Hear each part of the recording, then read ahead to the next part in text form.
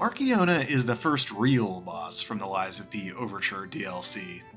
The tyrannical predator does technically come first, but this is more of a proper boss with a cutscene and everything. The unique feature of this fight is that there are two targets, Markiona herself and her puppet.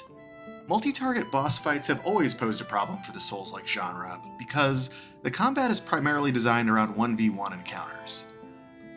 There have been duo fights in the past, some loved, like Ornstein and Smo from Dark Souls 1, and some reviled, like the Godskin duo from Elden Ring. Lies of P certainly isn't a stranger to multi-target boss fights. They put the Black Rabbit Brotherhood in the main game not once but twice. Let's take a look at how the Markiona duo encounter works out. First of all, the camera is going to be your number one enemy here. The puppet spends most of its time flying around off camera if you're focused on Markiona herself, making it difficult to know when it's going to attack you. The devs thankfully compensated for this in two ways. One, only Markiona or the puppet will attack you at any one time.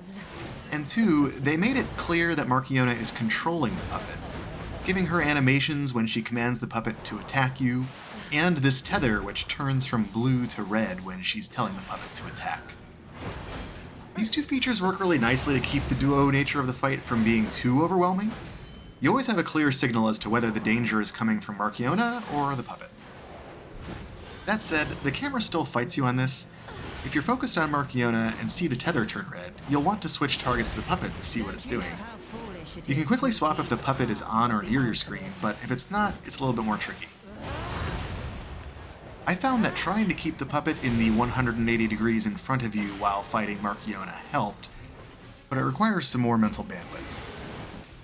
The camera is particularly problematic for this uppercut and slam combo attack. First, the puppet does this uppercut move, flying up into the air. Meanwhile, Markiona also goes up into the air and slams down a short while later. I had a lot of trouble finding her to see the slam coming, and I ended up just memorizing the timing after a while. Or trying to, anyway. There it is, finally got the parry. One important note on the duo-ness of it all is that this is not actually a true duo fight, meaning you don't have to kill both targets. I found through trial and error that killing the puppet didn't do a whole lot for me. The puppet just goes down for maintenance for a little bit and then comes back. But in theory this is good because you can just deal with a single target. I think I was hoping she'd be busy repairing the puppet or something like that, but instead she just continued to come at me with these big combos, and my overeagerness gets me killed. After this attempt, I decided not to attack the puppet at all. I'm not sure if that's the intent or the best strategy, but it ended up working for me. Let's move on to looking at some of the more noteworthy attacks, aside from what I'll call the camera killer that we already looked at. Firstly, there's this spinny attack. It caught me off guard a few times, and led to some quick 100-0 blowouts.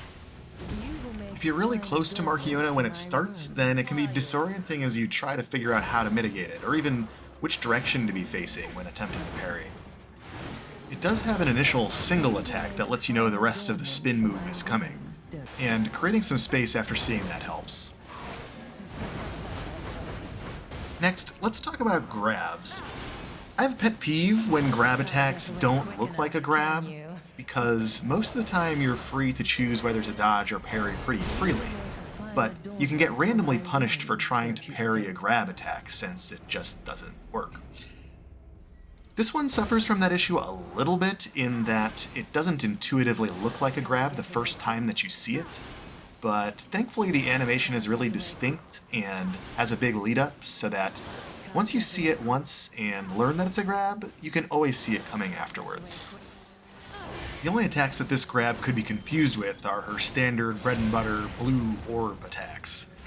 Thanks to the big wind-up though, I don't think this is really an issue. Also, side note, credit where it's due, it's got this pretty neat little vignette when you do get grabbed. Can't get away quick enough, can you?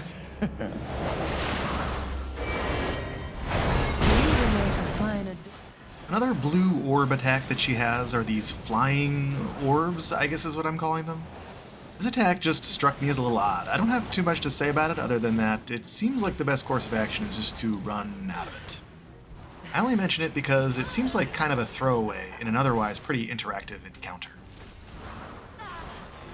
There is something of a phase transition around 50% HP where She makes the classic comment about how now she has to show you her real power. Ugh, how humiliating that you should see the power I was saving for Leia. Or the more derisive, You impudent little puppet, to push me this far. Puppet attacks and then explodes. Twice. And then there's this big downward smash, followed by a "you should have started running 2 seconds ago" explosion. I'm generally not a huge fan of the giant run out of them explosions because you're always going to get hit by them at least once. But once you know, you know. Otherwise, Phase 2 consists mostly of the same stuff you've seen before, with the addition of some new, special, glowy, golden attacks. There's this one where the puppet just kind of hovers frustratingly right above your camera and then smashes down. This one is interesting in that it's kind of a long sequence. You've got the big charge coming in, except it's golden. We've got the downward smash that we looked at earlier. Then another charge. And then a fury attack version of the downward smash. And that's what really caught me off guard here. I don't really like the decision to convert that downward smash into a fury attack at this point in the fight, because you've seen it many times before as a non-fury attack, and due to the camera issues we looked at earlier, you may not even have her on your screen to see that she turned red, which is the only indicator that it's a fury attack. Okay, I'm done complaining about the camera, I promise. There's plenty to praise about Markiona as well. Most of her attacks are really well telegraphed, they're engaging, and well paced. There's certainly an initial learning curve to target swapping with the puppet, but it actually becomes a fun part of the encounter after you get the hang of it. I also found many of her combos to be pretty satisfying to parry. Overall, I think Markiona is a really strong boss. I have to say that I was pleasantly surprised. After I saw that it was a duo fight, I was really pessimistic. But I have to admire the innovative, color-changing tether and the restraint to have only one target attack at a time. It takes what could otherwise be an annoying slog and turns it into a pretty unique and fun experience.